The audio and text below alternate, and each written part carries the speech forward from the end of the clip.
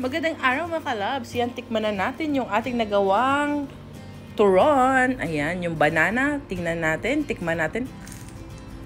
Oh, sarap. So crunchy. Ayan, isa pa. Tikip ulit. Yung ginamit natin ditong dip ay yung ating maple syrup kasi hindi na tayo naglagay ng sugar sa ating turon. So, ayan ulit. Tikman na natin yung ating avocado turon. Ayan. So, crunchy yan. Pakinggan nyo mga kalabs. Maririnig ninyo ay yung crunch. Ayan. 1, 2, 3. Oh, diba? So crunchy and so creamy and so cheesy. Ayan pa. Isa pa. 1, 2, 3. Crunch. Ayan. So, diba? So crunchy. Love. So, umpisa na natin. Cheese yung ating kailangan. Banana. At yung ating wrapper. At syempre yung itlog na pampadikit natin dun sa ating wrapper. So, umpisa na natin yung paggawa natin ng ating cheesy turons. Ayan.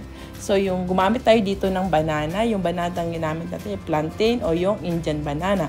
So, hiniwa lang natin siya na maninipis para mabalot natin ng maayos at misalansa natin ng maayos with the cheese. So, ayan. Yun, kuha tayo ng wrapper. Salansa natin ng mabuti. Ayan, lagyan natin ng cheese. Yan. And then, balutin na yan. Yan yung ating ginamit na banana. So, hindi tayo, sa nakita nyo kanina, yung ating nalutong banana ay nilagay natin sa, tinip natin sa maple syrup. Kasi hindi tayo na naglagay ng sugar dyan sa ating mga banana. So, yan. So, continuous lang natin ito hanggang sa maubos natin balot yung ating cheese and banana. And after that, ay may matira tayo ditong cheese. So, I decided na cheese na lang sana ilagay ko. Kaso lang, may nakita akong avocado sa rep na pabulok na yung balat. So, kinuha ko na lang. Tapos, yan na lang yung naisip kong i-combine din doon sa cheese. So, kaya tayo nakagawa ng avocado cheesy turon, which is masarap, mga kalabs. As masarap siya. Kasi, nagbe-blend talaga yung kanyang lasa doon sa maple syrup at saka sa cheese. So creamy and so crunchy and so yummy. Ayan, tapusin lang natin ito and then magpiprito na tayo ng ating mga turones. So ayan, balutin natin hanggang sa maubos. And it's time to prito na ng ating mga turon. And one more.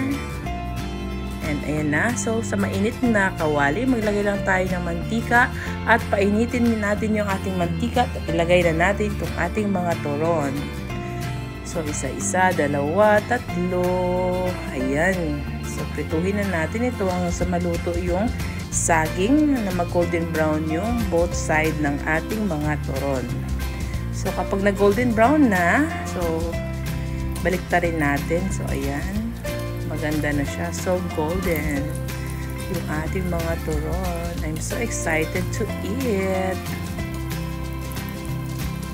Yan. So, gawin lang natin ito hanggang sa maubos natin prito ang lahat ng mga nabalot nating turon. So, ayan na. Lagyan natin sa strainer para tumulo yung mantika. At manatili siyang crunchy.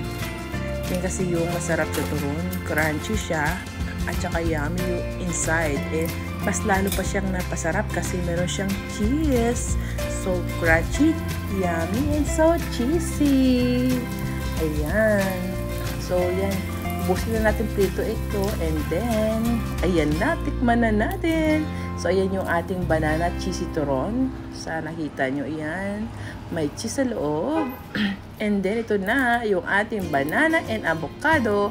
And then, yung ating maple syrup, yung ating pampatamis sa ating crunchy turon. So, please like, share, and subscribe to our YouTube channel and our Facebook page. Bye-bye! Thank you!